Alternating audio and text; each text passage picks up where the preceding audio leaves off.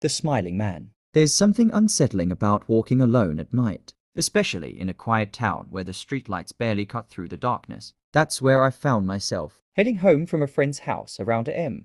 The sidewalks were empty. Then I saw him. A man stood under a flickering streetlight. He was tall, unnaturally thin, and wearing a suit that looked decades out of style. His tie was loose, and his jacket was slightly oversized. As if it didn't belong to him. But what disturbed me the most was his face. He was grinning. Not a friendly smile, not even a forced one, but a wide, stretched grin. As if his face had been carved that way. His eyes were hollow, sunken deep into his skull, unblinking, staring straight at me. I felt a chill run down my spine. My instinct screamed at me to keep walking, to not acknowledge him. I glanced down at my phone, pretending to text, anything to make myself seem too busy to notice. I kept moving. Then I heard footsteps. Soft at first, almost in rhythm with mine. I sped up. The footsteps followed. He was following me. I swallowed my fear and glanced over my shoulder. He was closer now, still smiling, still staring, but his movements were unnatural. His legs moved in exaggerated, bouncing strides,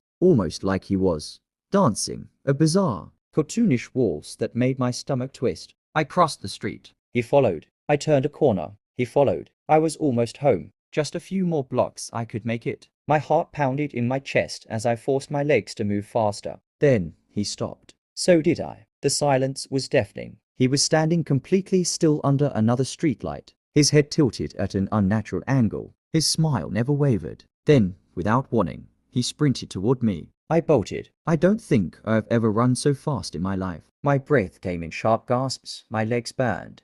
But I didn't dare stop. I didn't look back. I didn't need Toy could hear him. His footsteps were light, almost graceful. But his breathing, it was loud. A raspy wheezing sound, like laughter trapped inside his throat. I reached my house. My hands trembled as I fumbled for my keys. Behind me, I could feel him, close to close. The moment I shoved the key into the lock, I slammed the door shut and locked it. For a moment, everything was silent. My chest heaved as I pressed my back against the door, my mind racing. Had I imagined it? Maybe I was just tired. Maybe it was all in my head. Then, tap, tap, tap. The sound was soft, deliberate. My breath caught in my throat. It was coming from my bedroom window. Slowly, I turned my head. There, standing in the dark, his face pressed against the glass, was him. That same horrific, unnatural grin. But something was different now. His hands were raised, fingers splayed wide. His nails too long, too sharp. And his eyes were bleeding. Dark streaks of red ran down his pale cheeks.